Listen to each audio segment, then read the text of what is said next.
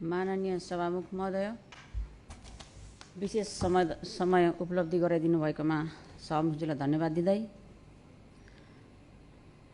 केही आफ्नो कुराहरू राख्न चाहन्छु। यति बेला गोर्खा भूपुहरूको आन्दोलन बेलायतमा उठिरहेको छ।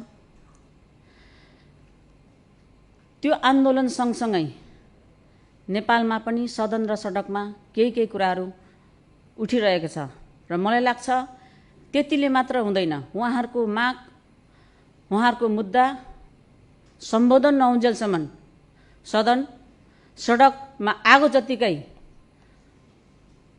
तातिनुपर्छ भन्ने म कुरा राख्न चाहन्छु कि उहाँले उठाउनु भएको कुरा चाहिँ जाति विशेष, क्षेत्र विशेष, समुदाय विशेषको होइन, राष्ट्रिय स्वाधीनताको लडाईँ हो। त्यसले गर्दाखेरि यो उहाँहरूको जायज मागको लागि हामीहरूले अझै सशक्त रूपमा आवाज उठाउनु पर्छ भन्ने कुरा म राख्न चाहन्छु। र केही कुराहरू म बेलायतमा किन र कसरी के को लागि गोर्खा सैनिकहरूले आन्दोलन गरेको छ, धरना दिएको छ, आमरण अनसन बसेको छ भन्ने बारेमा म यहाँ कुराहरू प्रश्न राख्न चाहन्छु।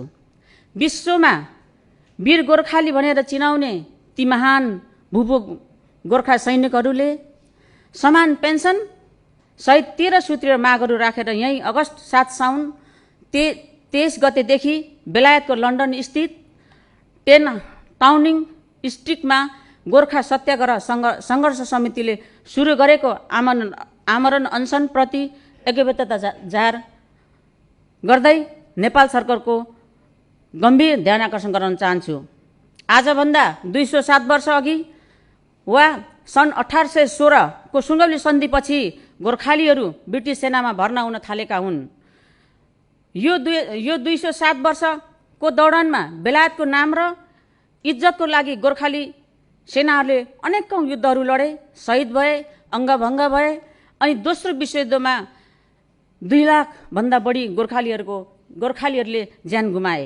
सभामुख महोदय, खास गरी पहिलो विश्वयुद्ध, दोस्रो विश्वयुद्ध र पछि मलेसियाको युद्धको लडाईँमा होमिएका अधिकांश गोर्खाली सेनाहरूलाई बिना पेन्सन घर फर्काइयो।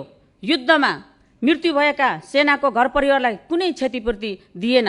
विगत वर्षहरूदेखि भूपू गोर्खा सेनाहरूले समान पेन्सन, समान सुविधाको मागसहित विभिन्न शान्तिपूर्ण आन्दोलनहरू अघि बढाइरहेका छन्।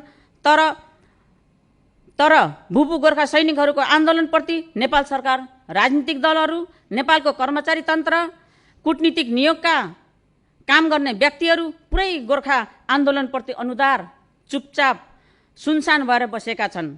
नेपाल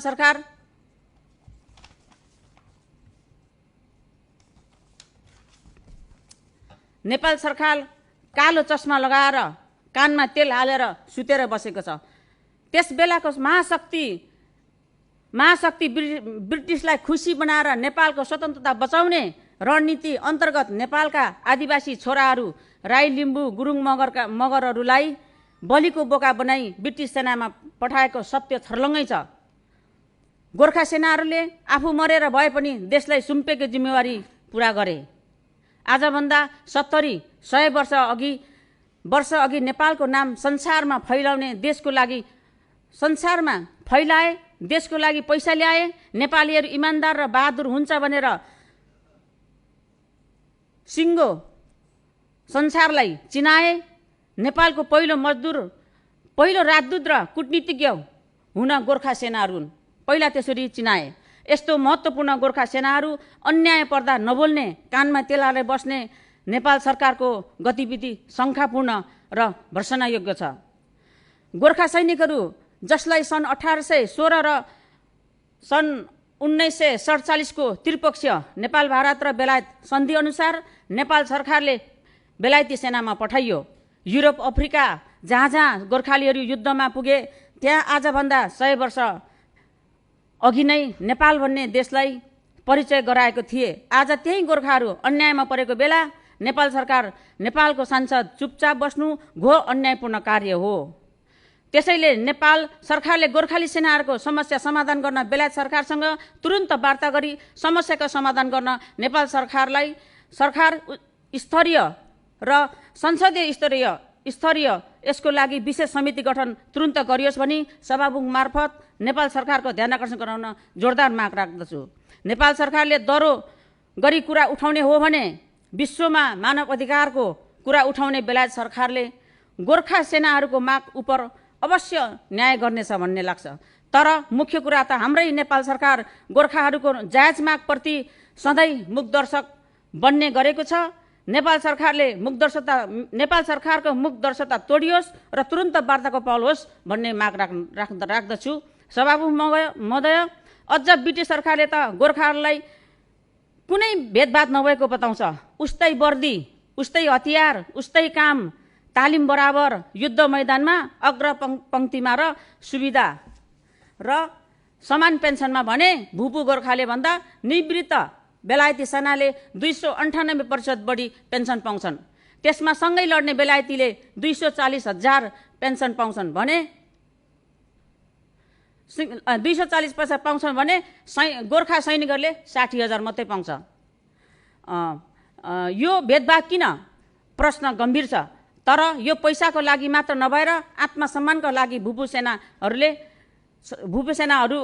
निरन्तर लडाईँ लडिरहेका छ। अन्त्यमा आमरण अनसन बस्नुभएका भूपू गोर्खा सैनिक र परिवारहरू ज्ञानराज राई, धन गुरुङ र पुष्प राणा घलेको स्वास्थ्य प्रति गम्भीर चासो व्यक्त गर्दै भूपू सैनिकहरूले उठाउँदै आएको जायज मागहरूप्रति गम्भीरताका साथ नेपाल सरकार जिम्मेवार होस् भन्ने सभामुख मार्फत नेपाल सरकारको ध्यान आकर्षण गराउँदछु। धन्यवाद। जय गोर्खा, जय लिम्बुवान।